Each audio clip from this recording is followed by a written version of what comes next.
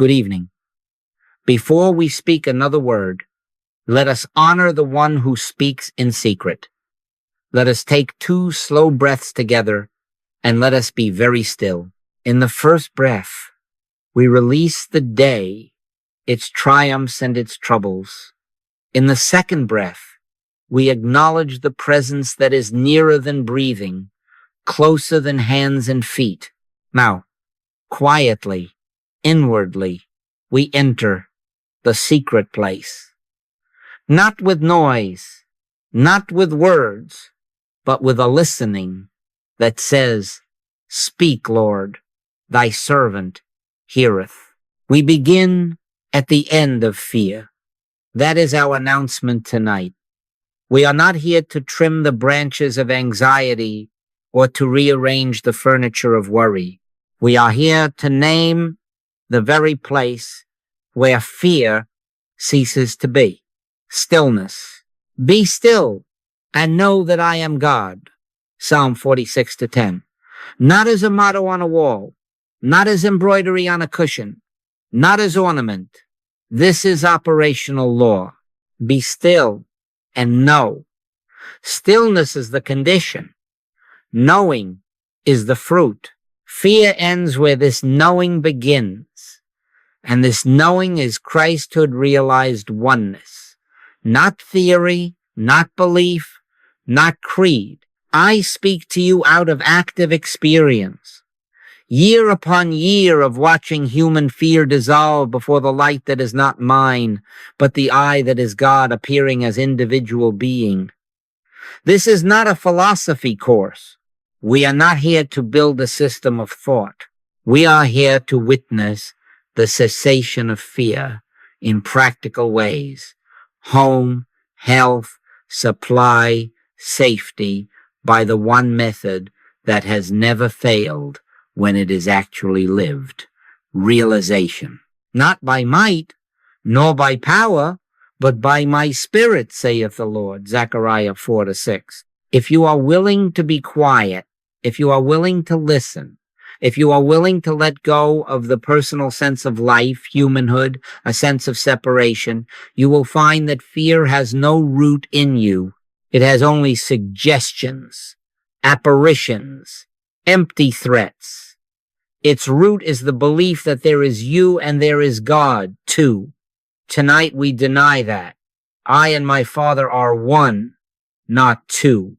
Do you hear what that does to fear? If there is only one I, what is there to threaten me? Who is the other? What power remains to frighten? Fear is the echo of a false premise that life is in a private, vulnerable self, exposed to forces outside itself. But your life is hid with Christ in God. Colossians 3:3. Hid, not exposed. One, not two. In that recognition, fear meets its end. Not that all men realize this relationship this minute, but that is not your business now. Your business is to be still and know, to rest in the identity that is already true, to let the I that I am declare itself. From this moment forward, our aim is clear. We are not going to manage fear. We are not going to medicate fear with affirmations as pills. We are not going to bargain with heaven for a reprieve from trouble. That form of prayer is useless. We are going to end fear at its root by identity, by discovering, accepting, and abiding in the fact that there is only one I, and that I is God, infinitely individualized as you and as me, yet never divided, never separated. The carnal mind says otherwise. Appearances shout otherwise. Headlines weep otherwise. But we do not judge by appearances. We judge righteous judgment. And righteous judgment begins in silence. Here again, be still and know that I am God. Do you notice that the instruction is not, be frantic and recite?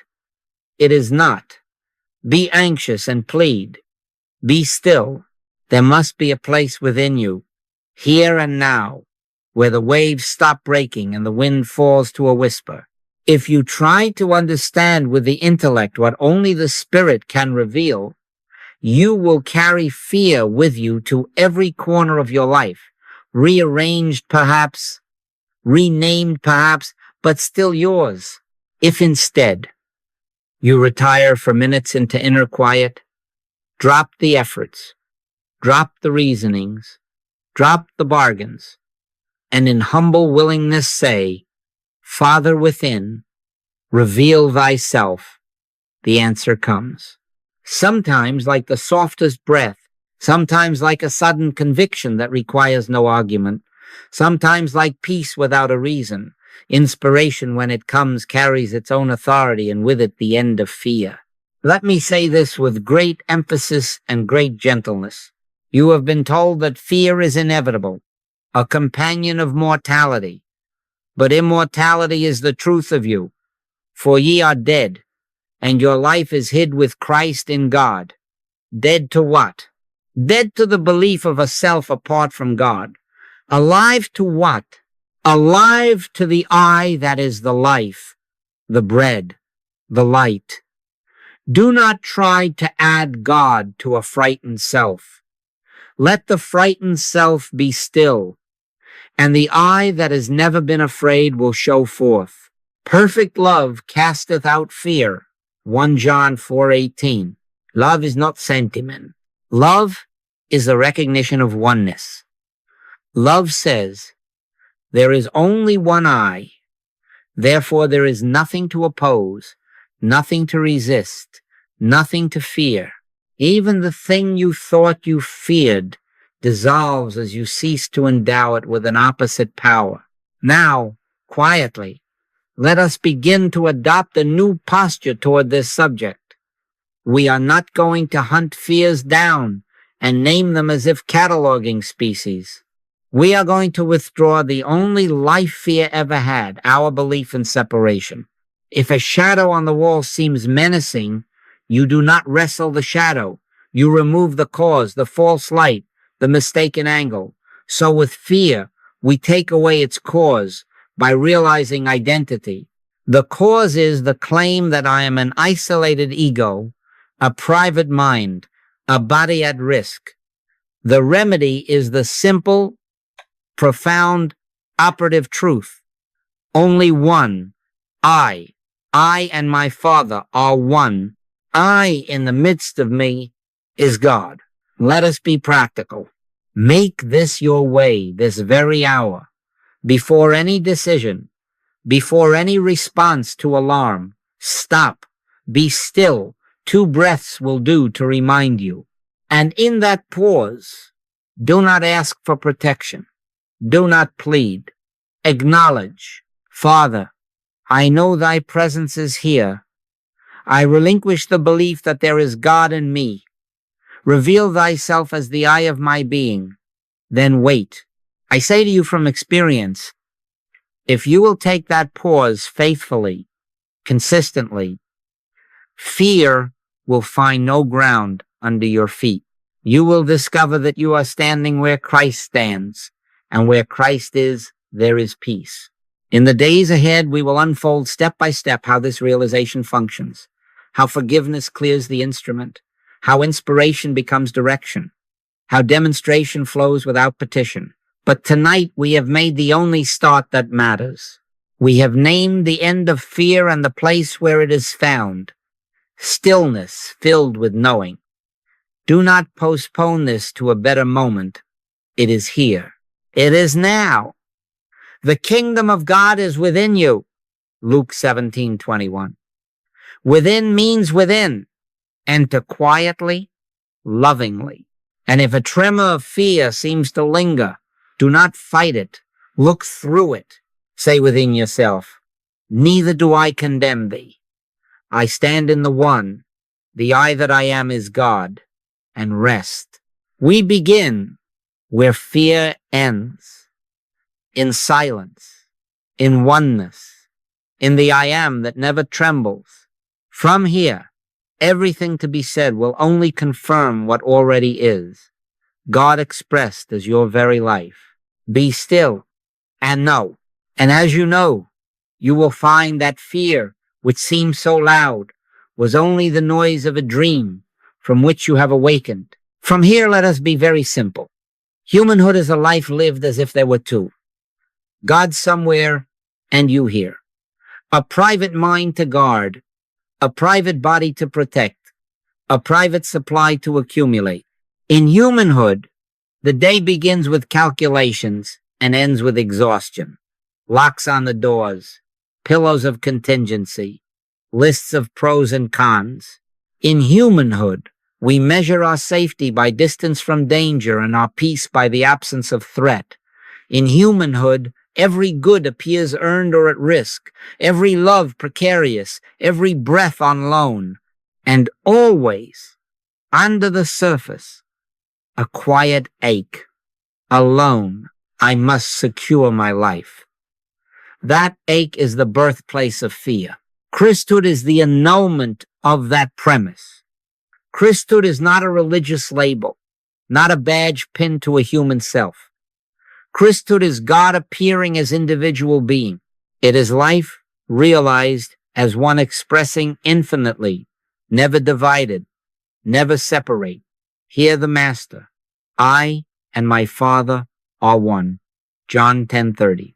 He did not say two with a close working relationship. One. And Paul, who spoke another dialect of the same reality, confesses, Christ in you, the hope of glory, Colossians 1:27. And again, I live, yet not I, but Christ liveth in me, Galatians 2:20. Jesus' Father within and Paul's Christ in me are not two teachings. They are one fact viewed from two doorways. The one I living as you. If you desire a picture, the scripture has already painted it. I am the vine, ye are the branches, for without me ye can do nothing. John 15:5. Do not read that as poetic comfort. Read it as anatomical truth of being. The branch is not a freelance life. The sap that courses the vine is the only life the branch has. The fruit on the twig is the life of the vine showing forth. Now hear the reversal that dissolves fear. You are not a branch severed, trying to be green by effort. You are a branch abiding in the vine of God's own life. And the sap is one. If there is only one life in vine and branch, where is separation? Where then is fear's root? I offer you this as absolute truth, not speculation, and I say it on the strength of lived practice. Fear is not a force. Fear is the echo of a belief, always the same belief that life is separate from its source. Let the belief loosen, and fear has nothing to cling to. Let the branch remember the vine, and panic about water, sun, and fruit subsides. Not because circumstances have been bullied into compliance, but because identity has been corrected at its root. Perfect love casteth out fear. 1 John 4:18. Love, in its perfection, is oneness recognized. When there is only one I, there is no opposite power to dread. Now, some of you will say, but I feel my separateness. I feel the pressure, the loneliness, the contingency. Yes, in humanhood, you will. And I do not condemn you for that feeling. Neither do I condemn thee. But I will not pamper the feeling by agreeing that it tells truth. We do not judge by appearances. We judge righteous judgment. Righteous judgment asks, what is the life that lives here? Is it a private entity eking out its days? Or is it the Father within doing the works? The Master made no claim to personal power. The Father that dwelleth in me, he doeth the works. John 14:10.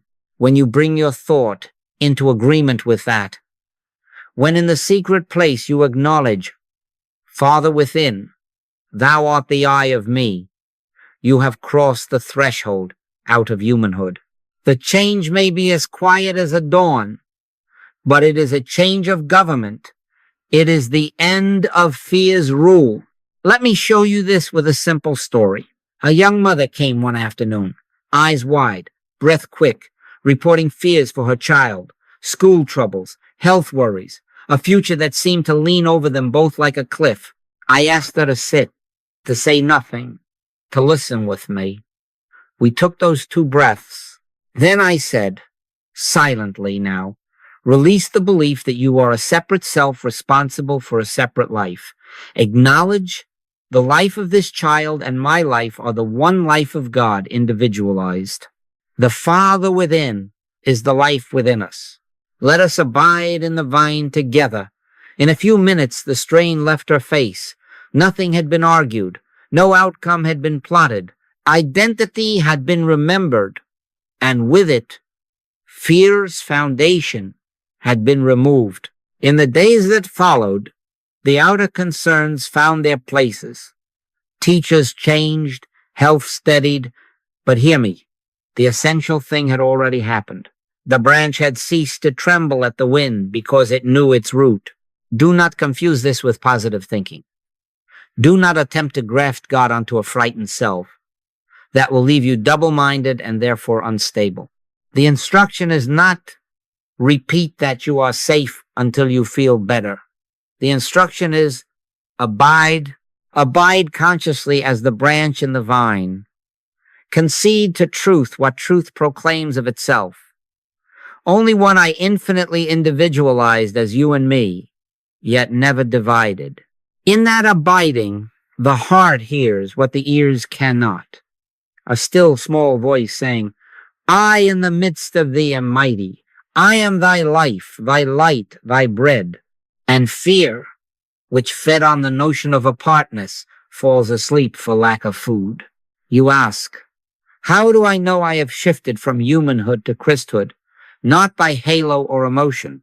Often there is only a settled authority, a quiet word within that does not argue. You find yourself less eager to defend, less urgent to secure, less hungry to be approved. There is an ease, not of circumstances, but of being. You speak less often of my strength and my wisdom, and more often you hear yourself say, Father within. You discover supply as flow, not hoard. Safety as presence, not distance. Guidance as inspiration, not calculation. This is not passivity. This is true activity, the life of God living itself as you. For in him we live and move and have our being, Acts 17:28. The verse is not poetry, it is physics of spirit. Some will protest, but what of responsibility? What of planning? What of prudence? I am not counseling carelessness. I am counseling a change of source. Do what you must outwardly, but let the hand that writes the check, the mouth that gives the answer, the feet that walk into the interview be known within as the hand, mouth, and feet of the one. Then the activity is not yours entombed in a self. It is God expressing his function. Fear cannot attach to that. What would it threaten? Who would it oppose? There are not two. So I ask you now, tenderly but firmly, to make this exchange in the inner temple. Lay down the belief of a separated self-humanhood with its restless arithmetic and receive, not as acquisition, but as recognition, the truth of your being, Christhood. Say within yourself, not as a spell, but as truth realized, I and my Father are one, not two. I am the branch abiding in the vine. The sap is one. The Father within is the doer, the life, the law. Then rest. Fear will come knocking, as habit does, but you will find no hand within to open the door. The house is now occupied by one. That is the shift. That is the core revelation. Fear dissolves, not because we have shouted it down, but because we have withdrawn the lie that fed it. Separation. Abide, and you will see. not by might, not by power, not by cleverness or planning, but by my spirit, saith the Lord. And that spirit is the I that I am. Now, because this shift from humanhood to Christhood must be lived, not admired, we come to the only doorway that has ever opened to peace. Enter into thy closet. Hear the Master plainly, and hear him as giving method, not metaphor. But thou, when thou prayest, enter into thy closet, and when thou hast shut thy door, pray to thy Father which is in secret, and thy Father which seeth in secret shall reward thee openly. But when ye pray, use not vain repetitions, as the heathen do, for your Father knoweth what things ye have need of before ye ask him. Matthew 6:6-8. I say this to you very emphatically. Spiritual operation does not come through ritual, through formulas, through strings of words thought to have power in themselves. Spiritual healing cannot operate through any rote ritual. It comes purely through inspiration. The closet is not a room. The closet is the consciousness withdrawn from appearances and opinions to the one within. Therefore, make no altar out of posture, candles, beads, or special hours. Use them if they help you quiet the senses, but know they do not open the door. The door is shut only when you release the compulsion to manipulate God or mind. The door is shut when you lose interest in persuading the infinite to act.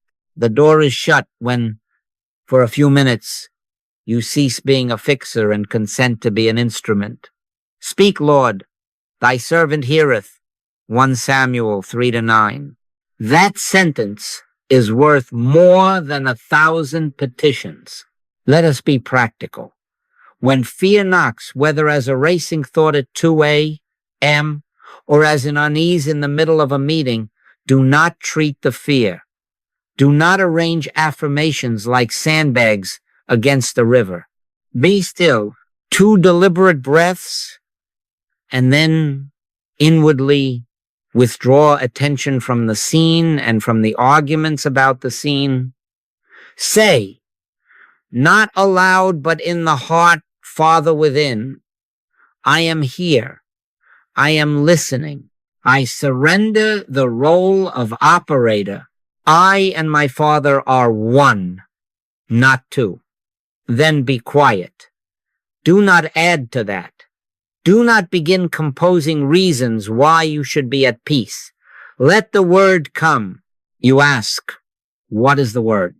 In my experience, it arrives as a conviction that requires no argument. Sometimes a phrase is given, I in the midst of thee am mighty, Zephaniah 3:17, or fear thou not, for I am with thee, Isaiah 41:10. But even then, the power is not in the syllables. The power is in the presence that breathes them. Sometimes no words come at all, only a stillness that arrests the impulse to run. If a warmth moves in your hands or a lightness in the solar plexus, fine, these are secondary signs and relatively unimportant. The substance is communion. Prayer is not talking God into action. Prayer is God revealing itself as the I that I am. Let me correct a common and costly mistake. Vain repetitions are not merely the prayers of the heathen. Vain repetitions are any words you use to try to change conditions or massage feelings. Repeating peace, peace while bargaining within is vain. Quoting scripture to force an outcome is vain. Trying to steady your breath by counting verses is vain if the purpose is to bully fear. Do not attempt to manipulate thought to treat fear. That is still humanhood, a self trying to fix a self. End it at its root. Abide, consent, wait, be still, and know that I am God. Psalm 46:10. First be still, then know, not the reverse. But if I do not ask, how will my needs be met? The mind protests. The Master has already answered you. Your Father knoweth what things ye have need of before ye ask him. What is left then for you? To enter, to listen, to yield. The reward openly is not produced by your petition. It is the natural outflow of the presence realized in secret. This is why demonstration is inevitable, where communion is true. The outer scene organizes itself around the inner law. Health appears as balance. Supply appears as flow. Safety appears as right place and right timing, not because you managed fear, but because you made room for the one who never fears to be the only eye of you. If you have leaned on ritual until now, neither do I condemn thee. Lay it down gently, as one lays down a toy upon becoming an adult. Do not despise it. Simply recognize its limit. Ritual may quiet the senses. It cannot impart life. Life imparts itself. To be its instrument, you must retire into the secret place with no agenda but God. Let this be your posture. Father, I do not come to get, I come to yield. I yield my opinions, my urgencies, my cleverness, my anxieties, even my spiritual ambitions to the one. I and my Father are one, not two. If you will sit 5 minutes in that honesty, daily and at need, you will witness what I have witnessed again and again. The still small voice breaks the spell of fear without discussion. Consider a man who came one night, knuckles white, reciting every verse he knew against danger. He had made of Scripture a shield he had to hold up by effort. He was exhausted. I asked him to say nothing for a few minutes, to close his eyes, and to acknowledge only this. Father within, I release all attempts to get you to do. Reveal thyself as the I of me. 10 minutes passed, perhaps 12. When he opened his eyes, something had shifted that no argument could produce. His shoulders dropped. His breath evened. He did not know why, and I did not explain. The next day, the outward cause of his fear untangled itself in a way no one could have engineered. But hear me. The untangling was the afterglow. The essential thing had taken place in secret. I must add this warning with love. The closet is not an escape hatch from duty or from love. It is the place where duty and love are transfigured from personal effort into God activity. Do not flee to the closet to avoid your brother. Go there to see your brother as God sees him, and then return to him with that sight. Do not hide in silence to neglect decisions. Go there to let the Word make the decision through you. If you enter honestly, you will always be sent out with clarity. The Father that dwelleth in me, he doeth the works. John 14:10. The closet is where that sentence ceases to be a quote and becomes your state. So set for yourself simple conditions. A chair, a quiet corner if one is available, or a moment in a parked car, or even a pause in a crowded hallway with eyes open. Shut the door means withdraw attention from the 5 sense reports and from the parade of inner commentary. Turn off the radio of the mind. Refuse to bargain. Be willing to be nothing so that the one may be all. Stay until the word speaks or until peace without words rises. Then go about your task. This is practice ground. The secret place of inner communion, not outer ritual, is the doorway through which the end of fear enters consciousness. If tonight you do nothing else, do this once before sleep. Enter thy closet. Do not ask. Listen. Place the whole weight of your being on the presence that already knows, already is. Whisper if you must. Father within, I am thine. Then be still. The rest is God. And in the morning, you will find that fear, which seems so necessary to manage, has no case left to plead. Now hear me as plainly as Scripture states it, for this is operational law and it admits of no exception. When ye stand praying, forgive, if ye have aught against any. Mark 11-25. And again, therefore, if thou bring thy gift to the altar, and there rememberest that thy brother hath aught against thee, first be reconciled to thy brother, and then come and offer thy gift. Matthew 5:23, 2:4. Do you see? Prayer without reconciliation is like breath without air. You may go into the closet, you may sit in stillness, but if resentment, judgment, or self-condemnation is harbored, the instrument is clogged. Inspiration is present, but it cannot find voice. Love is the fulfilling of the law, Romans 13:10. Do not try to get the law to function in the absence of love. I say this not as a moral lecture. I say this as a working principle learned across years of ministry.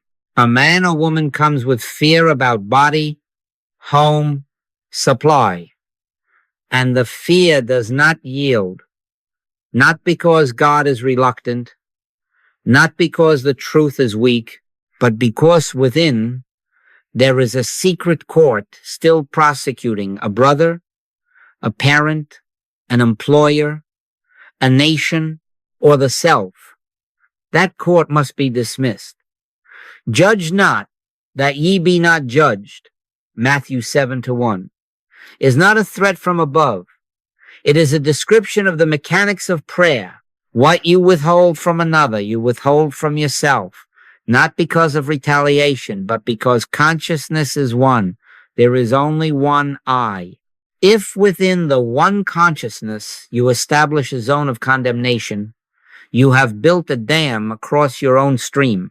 So we begin here as a prerequisite, not a postscript. Forgiveness. Let us make it simple, and let us do it now. Close the inner court in your heart at this instant.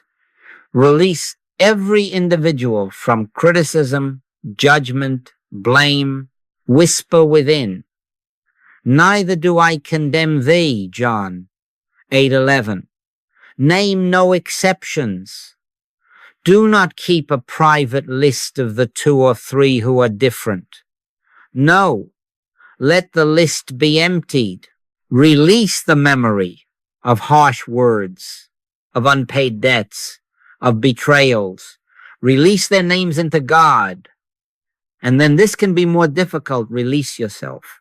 The self-accusations you recite at midnight are just as obstructive as your grievances against your neighbor.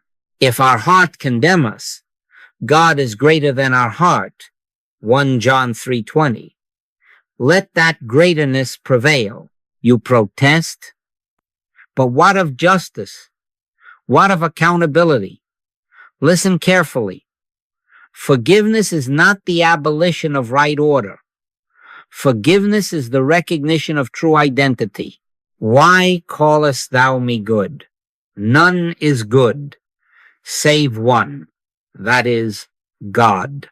Luke 18:19. All that we have called good has been God flowing through willing instruments. And all that we have called evil has been the impersonal carnal mind trying to find outlet through ignorant instruments. The carnal mind is enmity against God, Romans 8-7. It is not your mind or mine. When you impersonalize offense, you withdraw your brother or sister from your indictment and place the blame where it belongs on a no law, nothingness that Jesus named a liar from the beginning, John 8:44. Then forgiveness is not a heroic act. It is sane vision. You are not excusing a person. You are seeing through a mask. This seeing through has power. Consider the Master on the cross. Father, forgive them, for they know not what they do. Luke 23:34. He did not pronounce this after events had softened. He said it in the act, while nails were yet in his hands. Do you imagine he asked us to do less? And you see that in that forgiveness, the claim of fear was broken? Love, realized there as oneness beyond the appearance of enemies, dissolved the premise of opposition. That is why perfect love casts out fear. Fear feeds on twoness, me and the offender, me and the threat, me and God. Love ends the arithmetic. Let me bring this down to your kitchen table. A woman came asking prayer for sleep. Weeks of worry, she said, and fear that would not let her rest. We entered the closet together, but the atmosphere was tight, unmoving. I asked, "Is there anyone against whom you hold a case?" Tears came. A sister, distant for years. The mind offered reasons, detailed and old. I said gently, "Neither do I condemn thee. Can you, in your heart, release her into the care of the One? Can you see that whatever seemed to act there was not her, but the old impersonal enmity that deceives?" She nodded. We sat in stillness and performed no ceremony but this inner release. I set you free, and in the same motion, I am free. That night, she slept. The phone call from the sister came later. That was the afterglow. The essential work was the clearing of the instrument by love. Please hear this admonition in tenderness and strength. Do not attempt to pray, to demonstrate, to heal, while secretly nursing injury. Do not even attempt to quiet fear while your heart prosecutes a brother. It will not work. You will get temporary modifications, at best, and an exhaustion that follows, because you are trying to pipe water through a clogged line. First clear it, then the flow is natural. When you stand praying, forgive. This is legal tender in the kingdom. Nothing else spends. Some will say, "I have tried to forgive," but the feeling returns. You have tried to change a feeling? I am asking you to change a seeing. Take the person out of your mental dock. See the carnal mind, impersonal, without law, attempting to act and see it wither under the light of oneness. There is only one I. There is no I to offend and no I to be offended in God. Let this truth be your court. Then the feeling will follow, perhaps like a slow thaw, perhaps like a sudden melt. If it seems to return, do not condemn yourself for the echo. Simply look through again and again. Consistency is the mercy that God as your consciousness extends to habit. I include now a word about self-forgiveness because some of you are kind to the world and cruel only at home. You refuse yourself rest because of past errors. You rehearse failures as if they could improve by repetition. End it. If sin is impersonal, so is mistake. Learn, amend, yes, but do not build an altar to remorse. As far as the east is from the west, so far hath he removed our transgressions from us. Psalm 103-12. Accept removal. If the infinite does not keep a file, why should you? In the quiet, say it. Neither do I condemn thee. Go and sin no more, not by fear of punishment, but by the clear sight that frees you to be what you are. Now, before we move on, let us practice for 1 minute in the way that makes prayer legal. Turn within. Bring to consciousness the one or the many toward whom a grievance has been cherished. See their faces. If you must, then see through their faces. Say within, I release you from every claim. I see you as God sees you, self-unfolded, not a separate self, struggling. Whatever seemed to offend was not you. It was the universal false suggestion without person, place, or law. I set you free. And Father, I set myself free. Neither do I condemn thee. Only one I. Then be still.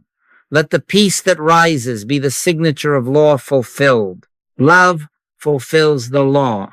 Not emotion, not sentiment, but love as recognition. One life, one mind, one I, infinitely individualized and never divided. Only love clears the instrument. Only forgiveness opens the door through which inspired fearlessness walks into the visible scene. Enter your closet as we have learned, but do not enter with a hand closed around a grievance. Open both hands. Empty them. Then the Father which seeth in secret will reward you openly, not with the toy prizes of sense, but with the substance of safety, health, and supply that flows wherever the channel of love is clear. With the hands emptied by forgiveness, we now place into them the substance of identity. This is not adornment. This is foundation. Fear ends not by argument, but by the felt fact of what and who I am. Hear the Master not as poet, but as revealer of the central law of being. Before Abraham was, I am. John 8:58. I am the bread of life. John 6:35. I am the light of the world. John 8:12. And again, the sentence that is the axis upon which fear loses its case. I and my Father are one. John 10:30. He spoke these not as a human trumpeting privilege, but as the voice of the one I announcing itself. Do you see? The I of those sentences is not a private ego. It is the divine self that is yourself and mine. Only one I, infinitely individualized, never divided. Let me say this very plainly, for here many go astray. Identity declarations are not autosuggestion. They are not attempts to make true what is not yet true. They are witness, sworn testimony in the court of consciousness to what eternally is. When you say, I am spirit, you are not promoting your humanity. You are consenting that God be God as you. When you say, I am the bread of life, you are not boasting that you can feed the world. You are acknowledging that the nourishment of life flows from the one within as sufficiency to all its forms. Why callest thou me good? None is good, save one, that is God. Luke 18:19. That rebuke removes praise from person to presence. The same rebuke protects you from the subtle arrogance of using holy words as personal power. The one I speaks, and you, branch of the vine, bear witness. Because this must be lived and not admired, let us practice now in the manner of the Spirit. Without force, without strain, on the breath, sit as you are. Let the body be unimportant. Take a simple breath in, and as you breathe out, let these be not words, but realization. I am spirit. Another breath, softly. I am life eternal. Again, I in the midst of me is God. Do not hurry. Between each sentence, be still. Allow the sense of your center to loosen from a private mind and a private skull and to widen into presence. If a thought protests, do not argue. Let it pass as a bird passes a high window. You are not changing anything. You are consenting to what is. Be still and know that I am God. Psalm 46:10. Be still first, then know. Now let the theme widen to supply, because fear of lack gnaws at many. The Master gives us the only legal currency here. All things that the Father hath are mine, John 16:15. And the father to the elder son, Son, thou art ever with me, and all that I have is thine. Luke 15:31. Hear the grammar. Not some things, all. Not later, ever with me. Supply is not fetched. Supply is recognized as the ever-present outflow of the I that I am. So on the breath, all that the Father hath is mine. Again, quietly. I have meat to eat that the world knows not of. John 4:32. And again, simple and true, I am the bread of life. Let me attach a caution born of much watching. Do not use these sentences to bargain with tomorrow. Do not say them to make a check arrive or a deal close. If you do, you have re-entered humanhood's marketplace with holy words as coin. It will leave you tired and suspicious. These sentences are not levers. They are doors. You stand in them until the room you occupy is the Father's house, and then you notice that the table is set, the day provided for, and your heart at rest. Take no thought, for your heavenly Father knoweth.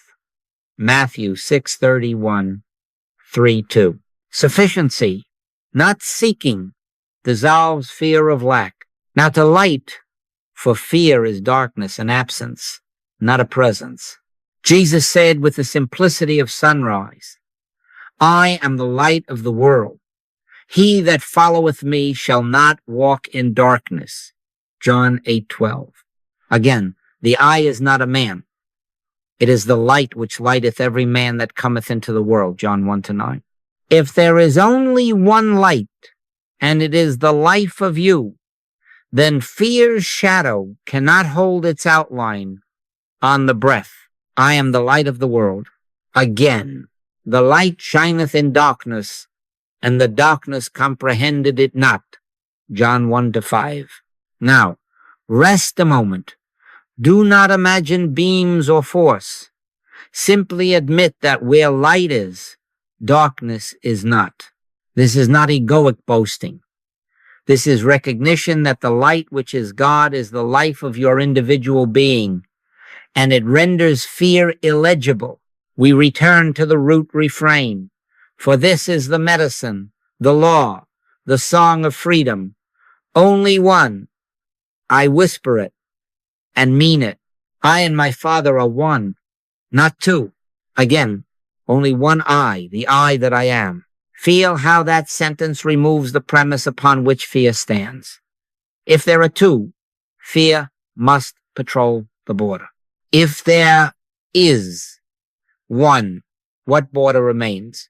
To whom, against whom would fear act? The arithmetic is the therapy. Perfect love, oneness recognized, casteth out fear. 1 John 4:18.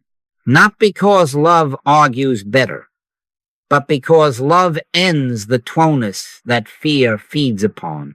Permit me to show you a picture from recent days. A craftsman came with the old anxiety about work drying, bills gathering. He had tried to fix the outer scene with late nights of pleading prayer. I asked him to lay the ledger down and to enter the closet without petition. We sat with 3 sentences only, on the breath. All that the Father hath is mine. I have meat the world knows not of. I in the midst of me is God. 10 minutes. No plan emerged. No idea for marketing. Only a slow warmth where the stomach had clenched. The next week, 2 orders appeared from corners he had not worked before. Do not make a law of sequence from this. The point is not the orders. The point is that the inner verdict shifted from I am separate and must secure to only one I, ever flowing, and fear had no law left to cite. If you will be faithful to this for a brief season, not as emergency therapy, but as daily bread, you will discover another fruit. The declarations begin to declare themselves in the market. You notice a silent sentence rise unsolicited. I am the light of the world. In the doctor's office, while others rustle forms, you become aware. I in the midst of me is God. On a commute, over a checkbook, at dawn and at night, the word stands up inside and bears witness to itself. Pray without ceasing. 1 Thessalonians 5:17 does not mean talk without pause. It means abide without interruption in the truth of identity until the abiding praise you. I add this gentle warning. Do not time God. Do not measure your peace by the clock or your faith by sensations. If today the words seem dry, neither do I condemn thee. Sit, breathe, and let the one eye be the only doer. These sentences are like clear windows. Sometimes rain taps them, sometimes sunlight pours through, sometimes fog presses. The window does not produce the view, it allows it. Your task is to keep the glass clean, forgiveness, love, and to sit where the window is the closet of inner stillness. The view takes care of itself. There is a name that gathers all these declarations into a single authority given from the first. I am that I am. I am hath sent me unto you. Exodus 3:14. That I am is not ancient history. It is the present identity of your being when in humility and certainty you take its name upon your lips. You are not adopting grandeur. You are surrendering self-pretension. You are allowing the sender to be the sent in you. And fear, which is only the rumor that there are two, has nothing left to say. So let this be your rhythm today and in the days that follow. At waking one breath, I and my Father are one, not two. At mid-morning, without moving your lips, I am spirit. At noon, I have meat the world knows not of. In the late afternoon, all that the Father hath is mine. And as you lie down, I, in the midst of me, is God. Do not push. Do not decorate. Declare and feel. Then be still. The silence after the word is where the word fulfills itself. Affirmative identity is not a technique. It is a living truth. It silences fear at the root because it removes the root separation. Let this be your confidence and your kindness to yourself. Only one I. And in that one, you are safe, supplied, enlightened, and free. Not by might, nor by power, but by my spirit, saith the Lord. And that spirit speaks now as the I that I am. Having taken the name and found the center, we must learn to see rightly. For what is fear but a verdict rendered on a misseen world? Judge not according to the appearance, but judge righteous judgment.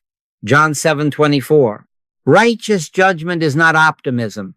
It is vision. It is the trained refusal to give personhood to that which never was a person. It is the impersonalization of both good and evil, so that the one I may be seen where a mixed company seem to stand. Here first the necessary correction, for praise can ensnare as surely as blame. Why callest thou me good? None is good, save one, that is God. Luke 18:19. When virtue appears, when kindness, courage, clarity, artistry show forth through an individual, do not attach authorship to the individual. Say within, it is the Father. It is God expressing. I merely let the flow take place. This is not modesty. This is sanitation of consciousness. If you make a person the owner of good, you must by the same arithmetic make another person the owner of evil. And then you have returned to a universe peopled by private causes, and fear will be necessary to patrol all those borders, ended at the root. Good is God. Let instruments be blessed, but not enthroned. Now the other side, and here is where release begins. The carnal mind is enmity against God. Romans 8-7. Note the grammar. The carnal mind, not your mind or mine. Sin, fear, temptation, malice, hysteria, these are not personal properties. They are impersonal currents. The universal hypnotism that the master called a liar and the father of it, John 8:44. They claim personhood the way a gust claims a tree, by shaking it. But the gust has no roots in the tree. When you feel a fear thought throb at 3 a.m., when a resentment tries to rehearse its lines, do not accept the part. Do not say, my fear, my temper, my obsession. Say, this is not I. This is the old impersonal enmity presenting itself. It has no law, no person, no place, and no power. I and my Father are one, not two. Do you see the mercy in this? When you remove person from evil, resistance drops. You are no longer trying to wrestle your brother into heaven or yourself into sainthood. We wrestle not against flesh and blood, Ephesians 6:12. We do not wrestle persons at all. We witness the nothingness of that which claims to be a mind at odds with God. Resist not evil, Matthew 5:39, is not passivity. It is strategy. If you push against nothingness, you invented a substance. If you stand in the eye and look through, the mask falls of itself. Practice this way, and I say it after many years of trial and error. Always begin by depersonalizing.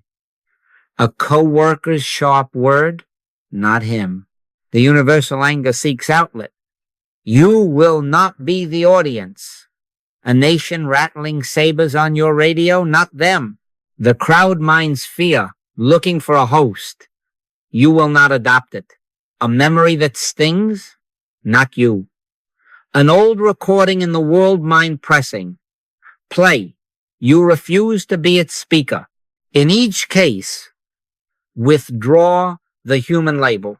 Then turn within one breath, two, and let the truth declare itself. I, in the midst of me, is God. Only one I. Someone will ask, but if I do not take ownership, will I not become careless, excusing harm? Listen gently, but exactly. To impersonalize is not to excuse. It is to see. If you see a man sinking in quicksand, you do not condemn the man. You understand the sand and take steps that actually free him. Judgment by appearance would beat the man. Righteous judgment recognizes quicksand and brings a rope. So with every form of evil, when you see through the person to the impersonal suggestion, inspiration can instruct you, speak or be silent, step in or step back, correct or comfort. Action taken from righteous judgment is free from fear because it is not taken against the person. It is the Father's work undoing a lie. Let me show you this in the small theater where most of us live. A young father came afraid, a child in the house crying at night, tempers frayed, his own patience snapping. He thought himself a poor father and feared it would mark the child. In the closet, we did not pray that God fix his temper. We did not talk improvement. We impersonalized. This irritation is not your nature. It is the impersonal old fatigue of the race seeking a voice. It has no law, no lineage in God. Then we declared quietly, I and my Father are one, not two. I, in the midst of me, is God. Silence came. He rose not with a technique, but with sight. That night, when the cry woke him, the same wave came, but he recognized it as weather crossing a sky he was not. He breathed once, twice, and the thought left without an argument to feed on. He held the child without the pressure of self-judgment. Within the week, the house changed tone. Did we perform psychology? No. We took personhood out of the claim and let light reveal light. Apply this now to your own inner climate. Thoughts of danger, lack, unworthiness appear. Do not manage them. Do not build a debate stage. Look at them as you would look at fog from a mountain ledge. Say inwardly, not mine, not a mind. The carnal mind's fog has no law here. Then abide. If a phrase forms, get thee behind me, Satan, Matthew 16:23, let it be not a shout, but an inner dismissal. You are not rebuking a person. You are telling a suggestion that it has no audience in the one eye. Usually, in that simple stance, warmth may come, breath may ease. Sometimes nothing changes, but the fact that you are not fused with the thought, that is enough. The spell is broken when the actor cannot find a stage. You will find this practice disarms praise and blame alike. When someone credits you for a success, say within, why callest thou me good? It is the Father. When someone misreads you and speaks ill, say within, neither do I condemn thee to them, to yourself. See through both scenes. In seeing through, you will feel a strange, quiet strength. Inspiration comes more readily because it does not have to fight your resistance or inflate your pride. The channel is neutral and therefore clear. Keep watch here, because the world will tempt you hourly to take sides with persons, for or against, adoring or accusing. Do not be double-minded. Hold to one law, only one I. Judge righteous judgment. Look through. If action is required, it will arise unanxiously, without heat. If silence is required, it will not be avoidance, it will be authority. The Father that dwelleth in me, he doeth the works. John 14:10. You are the transparency, not the actor. So let us state the principle cleanly, and let conscience seal it. Fear has no personal owner. It is not my fear, his fear, her fear. It is the impersonal suggestion of separation whispering in a universe that has no second. When you see it so, its claim collapses. True sight returns. And where sight is true, love is easy, action is pure. And the world begins very quietly to show the shape of the one who forever is. Be still, and know I in the midst of me is God. Then walk on, unafraid, seeing through the mask wherever it appears, and you will discover that the face behind every mask is the same light that has always, only, been your own. And now, having learned to look through the mask and to withdraw personhood from both praise and blame, we come to the inner operation by which guidance becomes actual and fear loses its sound. Scripture gives us a picture so clear that no commentary is needed. And yet let me read it to you because it is the very pattern of prayer. And he said, go forth and stand upon the mount before the Lord. And behold, the Lord passed by, and a great and strong wind rent the mountains. But the Lord was not in the wind, and after the wind an earthquake. But the Lord was not in the earthquake, and after the earthquake a fire. But the Lord was not in the fire, and after the fire a still small voice. 1 Kings 19:11, 1-2. The presence did not thunder in the storm. The presence did not shout in the fire. The presence announced itself as a still small voice. If you would hear, you must become as still as the voice that speaks. Therefore, our sequence is always the same, and I urge you, do not improve upon it. First, be still, and know that I am God. Psalm 46:10. Lay aside words. Turn within to the closet, Jesus taught. Enter into thy closet. Pray to thy Father, which is in secret. Matthew 6:6. This is not a room. It is a state. Next, forgive at least as far as you are conscious of anyone in your thought. If anything or anyone arises with a sting, release them now. Neither do I condemn thee. Then acknowledge oneness. I and my Father are one, not two, only one I. Having done this, do not proceed to argue truth. Do not recite. Fall quiet again. Wait for the word, not words that you make, but the word that is made in you. What is the sign that the still small voice has sounded? Usually not a sentence at first. Often it is a hush, a shift in the atmosphere of your being, the sensation of breath easing as if a tight band had been loosened. Sometimes warmth rises at the solar plexus or hands. Sometimes the eyes moisten without story. These are secondary signs, and I say to you, as I have said to many, they are relatively unimportant. They are not the authority. They are the breeze that moves when a larger presence enters the room. If no sensation comes, do not be troubled. In quietness and in confidence shall be your strength. Isaiah 30:15. The strength is not in sensation. The strength is in the presence recognized. When the word is heard, it carries its own fearlessness. You do not have to wind yourself up to courage. In that instant, fear has no argument left, and you find that peace has taken the chair where fear sat. My sheep hear my voice, and I know them, and they follow me. John 10:27. Notice the voice and the following are of a piece. The hearing gives the authority for the step.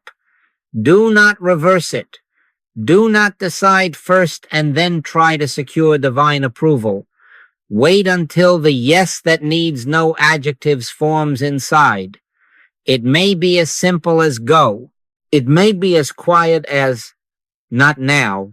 It may be a single scriptural sentence floating to the surface with new weight. Let not your heart be troubled, John 14:1. And as it speaks, the tumult falls. The fruit is the test.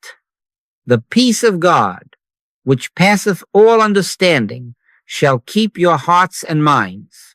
Philippians 4:7. Peace that precedes outward change is the signature that the word has been recognized. I must speak here with the firmness of love. Do not proceed to outer action until that inner yes is felt. A double-minded man is unstable in all his ways, James 1-8. If you act with a divided heart, you will have to hold your world together with tension. And tension is not law. If you are about to send a letter, to sign a paper, to confront, to move, and your spirit is not yet in the hush, wait, turn back into the closet. Let forgiveness sweep again through the room. Whisper again the name. I in the midst of me is God. Then be silent and do not move until the stone in the chest has become bread.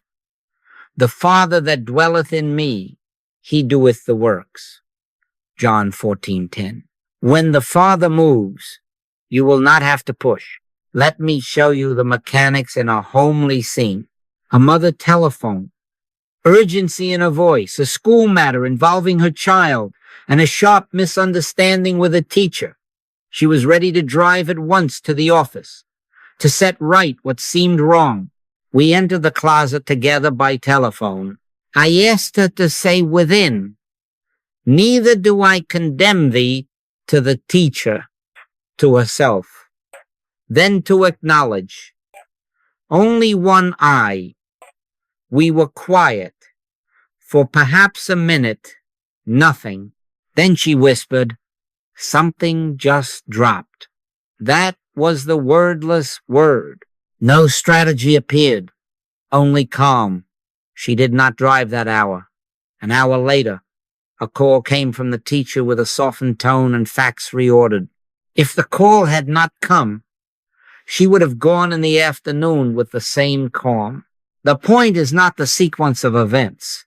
The point is that the act, when it came, would have issued from the inner yes and would therefore have been devoid of fear. The presence of peace is the authority for action. Now you may ask, how do I distinguish the word from a bright idea? The bright idea is quick to speak, eager to persuade, hungry to justify itself. The word is unhurried, without heat, uninterested in winning. The bright idea pushes, the word draws. The bright idea argues for safety. The word is safety. You can know the tree by its fruit. If the thought you hear requires you to tighten, to rush, to outshout fear, it is not the still, small voice. Stand still. Let the wind, the earthquake, the fire of emotion pass. What remains when the storm tires is God. There will be seasons when the word is a simple presence with no instruction at all. That is the highest form. You sit quietly and become aware that you are being lived. The doer in you has stepped aside. Out of that awareness, without the mind strain, an email writes itself. A conversation places its own words on your tongue. The day arranges like iron filings around a hidden magnet. Do not try to seize this. Do not boast of it. Why callest thou me good? None is good, save one. That is God. Luke 18:19. Keep the channel clean, love, forgiveness, and the magnet will continue to draw.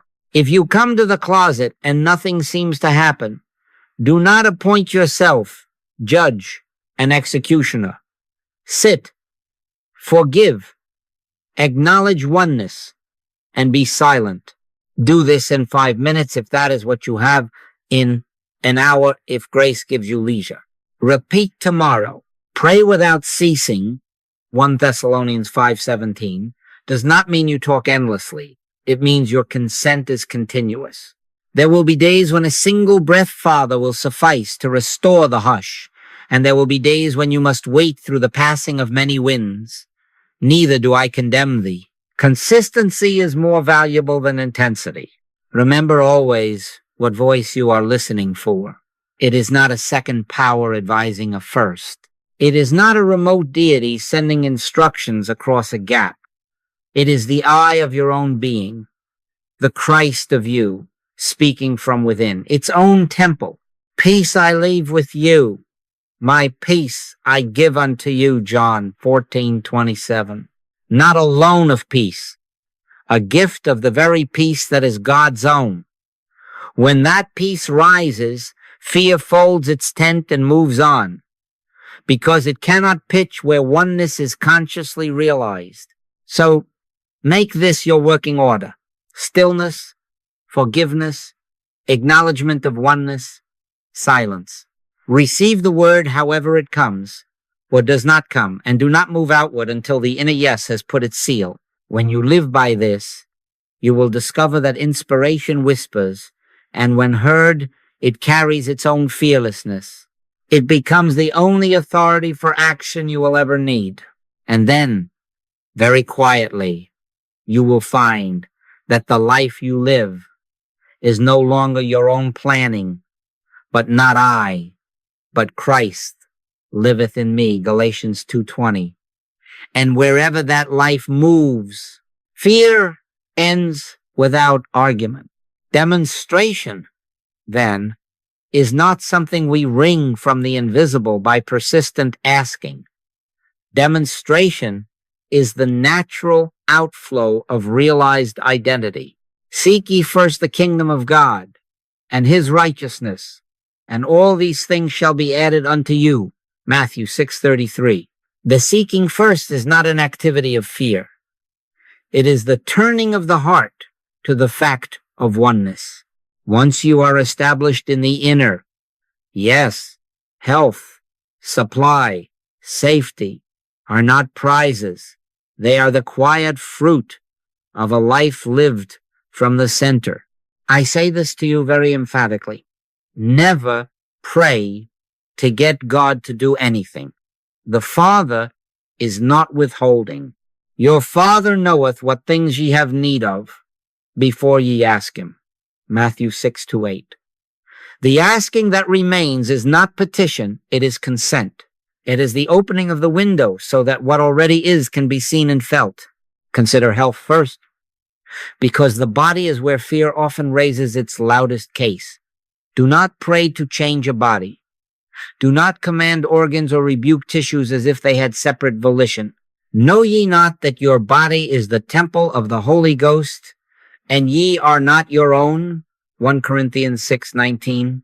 The temple does not heal itself. The presence in the temple sanctifies it by being there.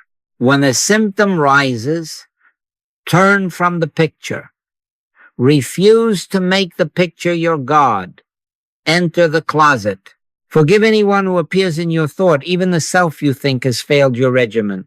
Then acknowledge, I in the midst of me is God, only one I. Be still.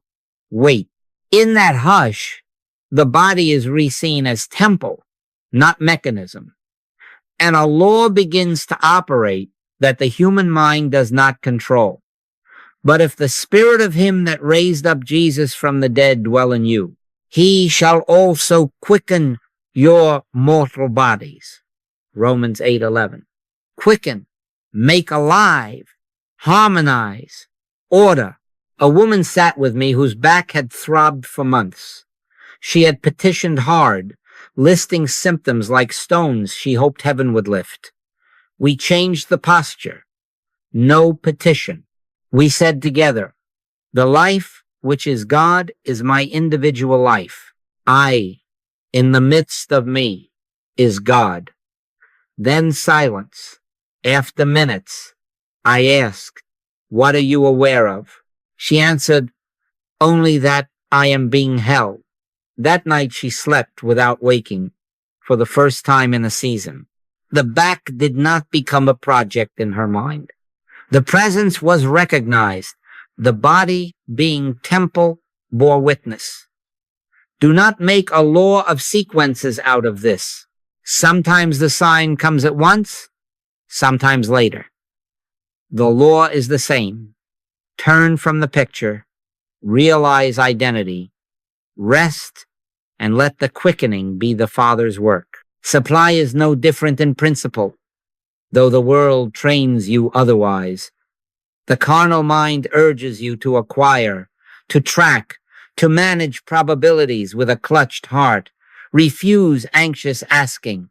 Take no thought, saying, what shall we eat, or what shall we drink? For your heavenly Father knoweth.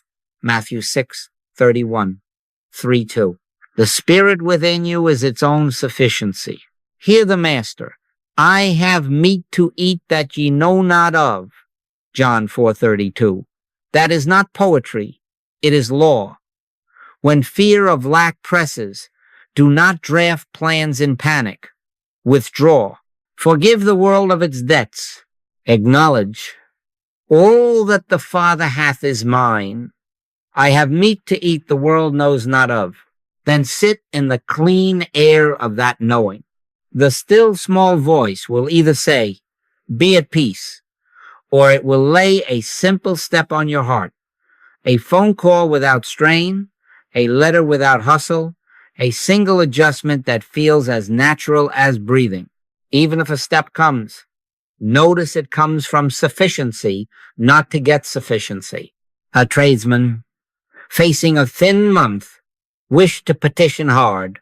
We would not. We entered silence on the sentences you have been given. 10 minutes, no idea, arrived. The week unfolded with sufficiency that did not owe its life to his worrying.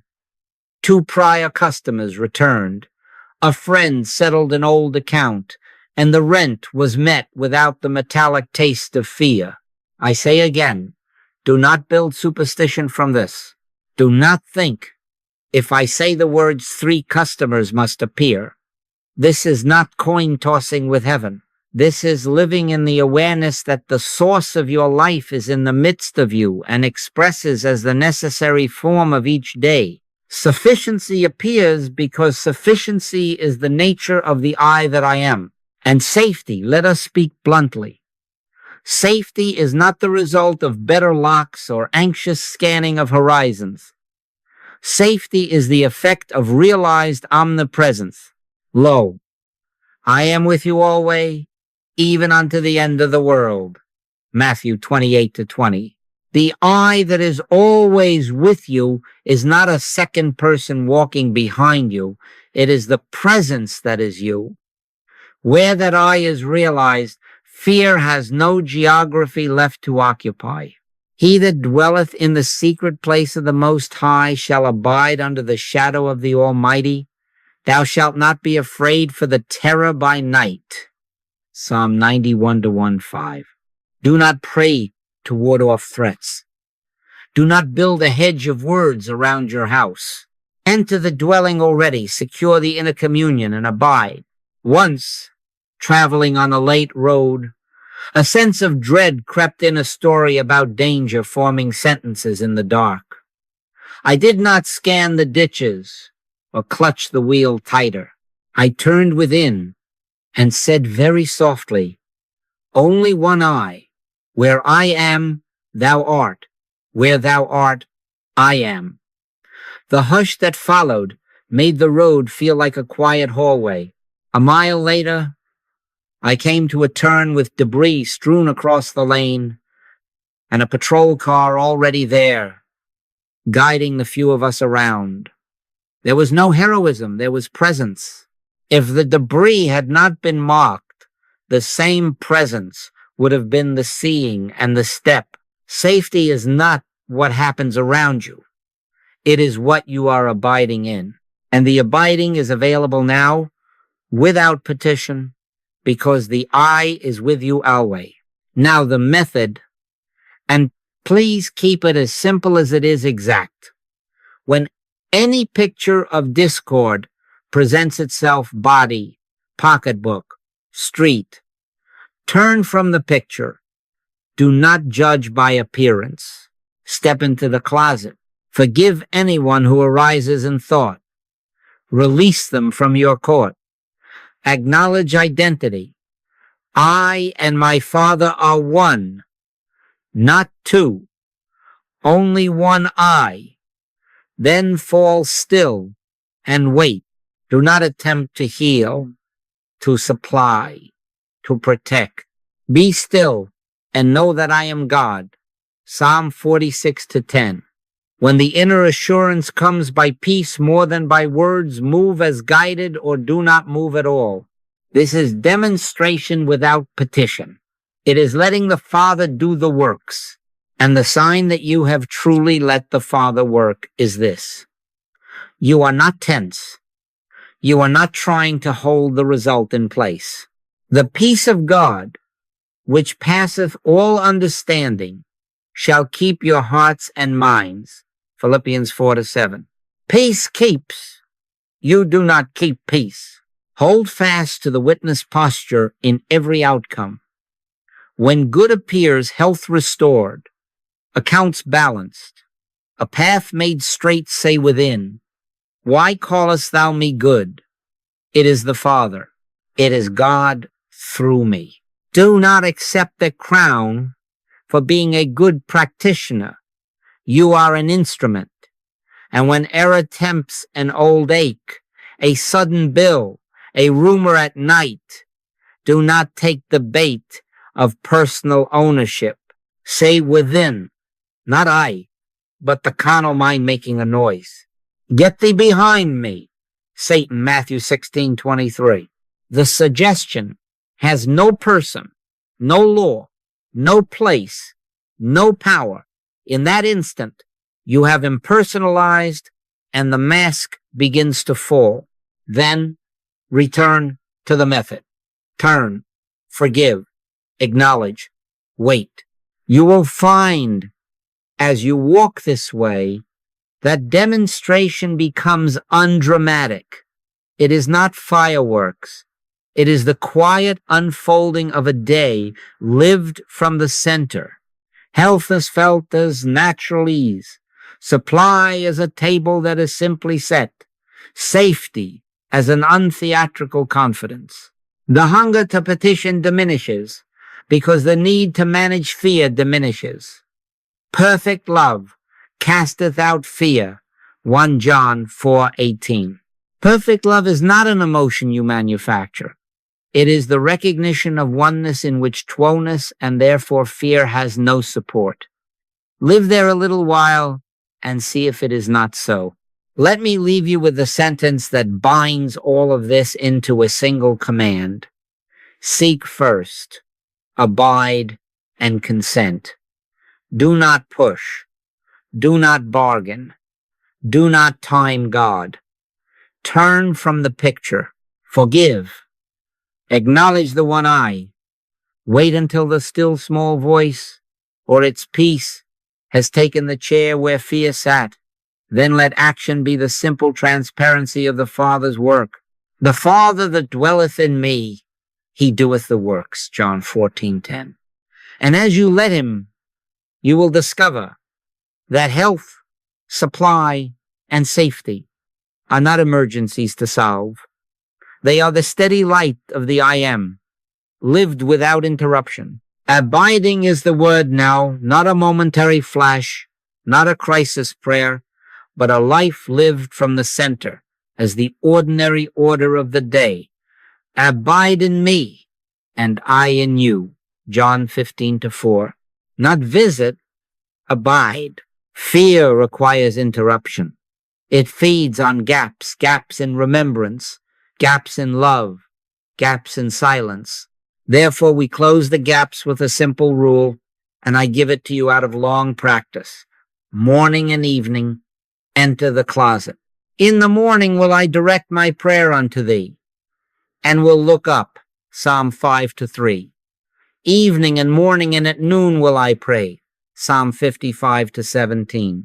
The closet is not a room. It is the stillness we have learned. 5 minutes or 50, it is the same operation. Be still. Forgive any name that arises.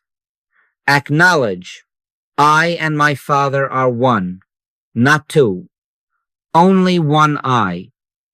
Then fall quiet and receive. Begin and end the day like this, and the hours between will be carried as a river carries leaves without strain.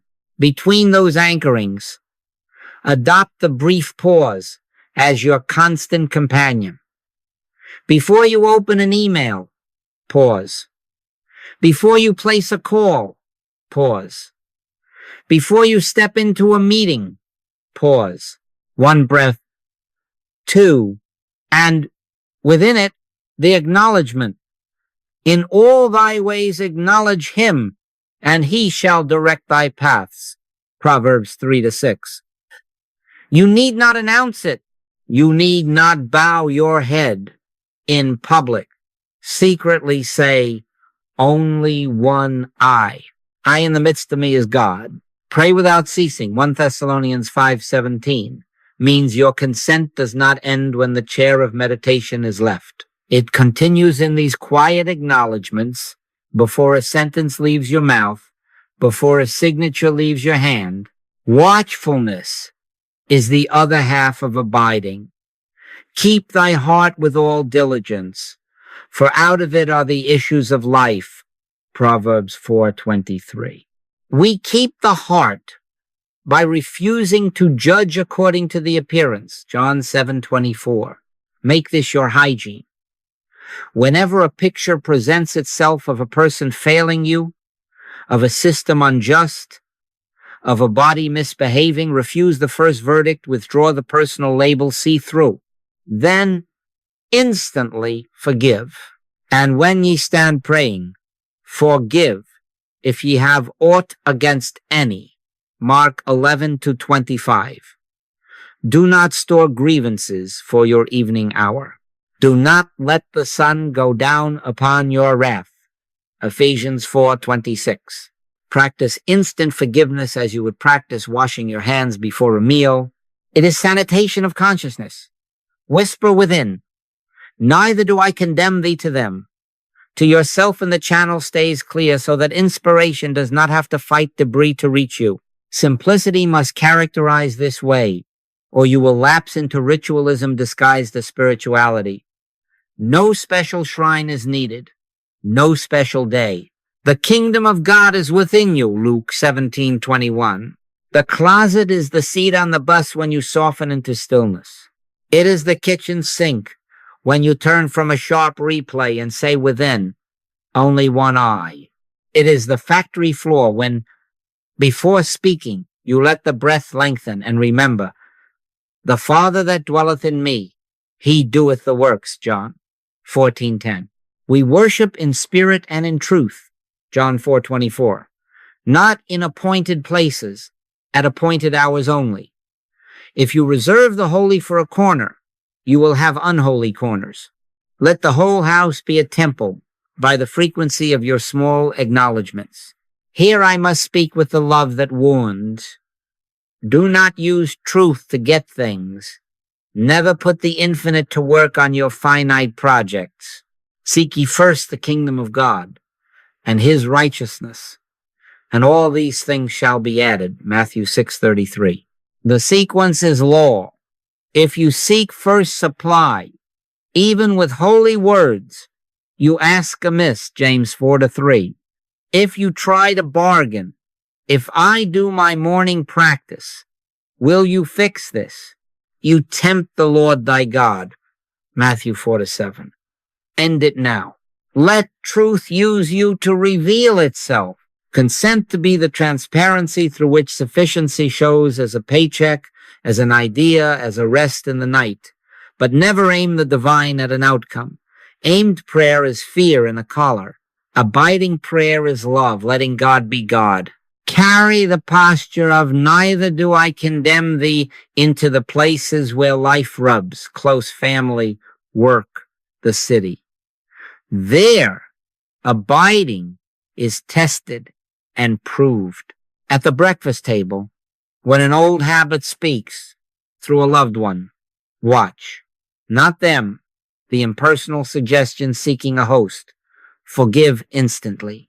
Speak if love gives you a word. Be silent if love is the word. At work, when credit or blame starts its traffic, say within, why callest thou me good? It is the Father. And when blame seeks a scapegoat, be the one who does not join the stone throwing. Blessed are the peacemakers, for they shall be called the children of God. Matthew 5-9. Peacemaking is not appeasement. It is righteousness without heat, action taken after the pause, after the hush, so that it bears the weight of the one who sent it. In civic life news, meetings, the rumor that darkens a neighborhood, hold the same watch. As much as lieth in you, live peaceably with all men. Romans 12:18. As much as lieth in you is not passivity, it is inner action. It is turning first to the closet, forgiving the faceless many, and acknowledging omnipresence before you write, march, vote, or speak. Then your act, whatever it is, will be free of fear's residue and will carry a surprising authority because it is not personal. Set a watch, O Lord, before my mouth. Keep the door of my lips. Psalm 141-3. Abiding guards the tongue and guides the hand. You will ask, how do I keep the channel clean amid so much motion?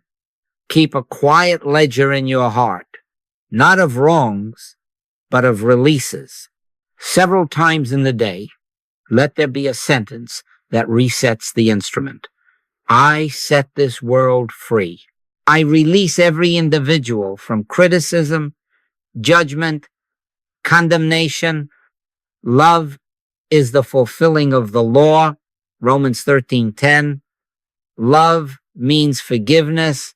And when old patterns peep in envy, jealousy, greed, lust, animality, do not begin a war. Impersonalize them as we have learned. Recognize their nothingness and return at once to I in the midst of me is God. The battle is the Lord's, and the Lord is the I of your being. Abiding has a sign, and I say this to help you gauge, not to burden you with self-surveillance. The sign is steadiness, not that storms cease, but that the storms do not own your barometer. There is a quiet center in you that does not rise and fall with the news. Thou wilt keep him in perfect peace, whose mind is stayed on thee. Isaiah 26:3. Stayed held. Morning and evening you consent to be held. Through the day you pause to remember the holding, and so fear, finding no foothold, slides off like rain from a roof. Let me close this instruction with the vine and the branch, because it is the whole of abiding given in one picture. I am the vine, ye are the branches. Without me ye can do nothing. John 15:5. The branch does not clench to draw sap. It abides, and the life of the vine is its life. So with you, you do not have to manage your peace. You do not have to hold your world together with effort. Abide morning, evening, and in the small pauses. Watch, refuse appearances. Forgive instantly. Keep it simple, the closet, wherever stillness is chosen. Observe the guardrail. Never use truth to get. Let truth use you. Move among your people with neither do I condemn thee as your climate. Do this, and you will find that Christhood is not an event but a continuity, and where Christhood abides, fear has no room to stand. Be still, and know I in the midst of me is God, only one I. And now we go out, not out from God, but outward from the quiet center to walk among our people as those who have seen and therefore need not argue. The world does not need our lectures. The world needs our transparency. For the kingdom of God is not in word, but in power. 1 Corinthians 4:20. The power is not a force we gather. The power is the presence recognized. The one I lived in the marketplace, at the desk, in the kitchen, on the street. Only one, I carry it secretly in your heart. Carry it openly as kindness. When your neighbor meets you, let them meet a climate. Neither do I condemn thee. Let them feel a hush behind your words, a pause before your reply, a patience that says, the Father in the midst of me doeth the works. We go as instruments, not as performers. If anyone calls you good for a kindness, for a healing, for a wise word, answer within at least, why callest thou me good? None is good, save one, that is, God. Luke 18:19. Deflect praise, and it will not gather as pride. Absorb no blame, and it will not settle as shame. Evil has no personal owner. Let accusation pass through you to the silence behind you. See the suggestion as impersonal, the carnal mind making a noise, and return to the only identity that is, I and my Father are one, not two, only one I. You will find that humility and courage arrive together when you consent to be an instrument. The vine takes responsibility for the fruit. The branch abides and bears without strain. Public practice is very simple. And if you keep it simple, very sure, before you speak, pause. Before you press send, pause. Before you answer the door, pause. In that brief instant, acknowledge. In all thy ways acknowledge him, and he shall direct thy paths. Proverbs 3-6. Then listen not for sentences, but for the weight of peace. Be swift to hear, slow to speak, slow to wrath. James 1:19. When the word within is felt, even as a hush, then speak or do not speak. Move or do not move. The authority of your act will be its peace, not its volume. Let your light so shine before men that they may see your good works and glorify your Father. Matthew 5:16. Notice, not glorify you, glorify your Father. That is the test of whether you have been the instrument or the star. You will meet fear again, for fear will try the door to see if there is still a latch. Do not despise the trying. When fear reappears about a child, a diagnosis, a bill, a rumor, do not join battle on fear's field.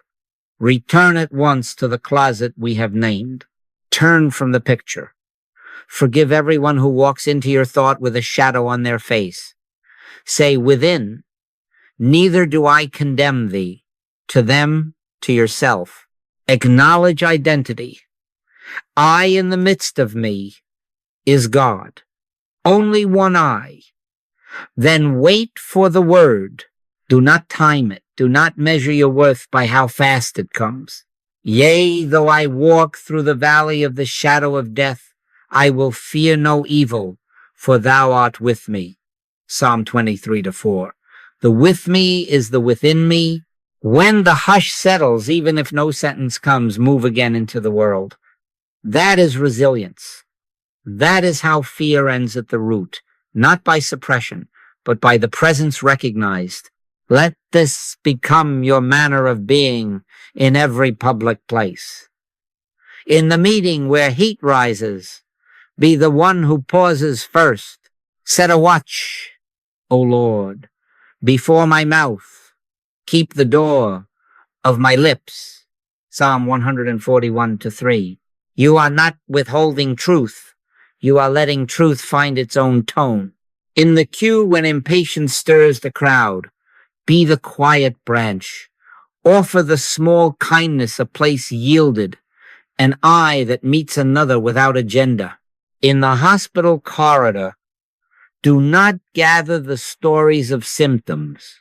Sit, forgive, acknowledge oneness, and let the presence fill the hall with its own fragrance. A soft answer turneth away wrath. Proverbs 15-1. A soft presence turns away fear. You will discover that the fewer words you need, the more weight each word carries. For it is not you speaking, but the Spirit of your Father which speaketh in you. Matthew 10:20. Do not argue truth. Be it. If you are met with challenge, if someone would pull you into debate, remember, my sheep hear my voice. John 10:27. Those who are ready to hear will hear, not because you convince them, but because the same I in them answered the I in you. If they are not ready, love them and pass by without injury. As much as lieth in you, live peaceably with all men. Romans 12:18. The peace that lies in you is God. Give it room. Refuse the bait of superiority. Refuse the tug to display spiritual attainments. Why callest thou me good? It is the Father. This is your safety, your sanity, and your strength. And to you who fear that your light is too small for a large world, hear this. You are not responsible for the horizon. You are responsible for consent. Consent to be lived. Consent to be the window through which the morning enters the room. In an office of 100, one transparency of God quiets the air. In a family of many patterns, one heart that releases judgment changes the weather. Lo, I am with you always, even unto the end of the world. Matthew 28-20. The I that is with you is the I that you are. Walk therefore with quiet feet. Let the soles of your shoes remember the secret. Only one I. I send you now, not to perform, not to defend, not to sell God, but to rest as God's own expression wherever your day places you. Keep the rule you have learned. When a picture of discord presents itself, turn, forgive instantly, acknowledge identity, be still, and wait for the word. Then, whatever is given you to do it without strain. If nothing is given, do nothing outwardly, and let your being be the sermon. The peace of God, which passeth all understanding, shall keep your hearts and minds. Philippians 4-7. Peace keeps. You do not keep peace. Let us seal this with the slow declarations that are the atmosphere of your commission. Say within and feel, not as sentences, but as self. I and my Father are one, not two. I am the light of the world. He that followeth me shall not walk in darkness, but shall have the light of life. John 8:12. All that the Father hath is mine. Luke 15:31. Peace be still. Mark 4:39. Carry these not as charms, but as realized identity. Let them be the climate you move in, the pause before your words, the rest after your deeds. Go quietly. Walk the I am way. And where you are, fear will have no place to stand. For the one I is there. And love only. Love fills all in all.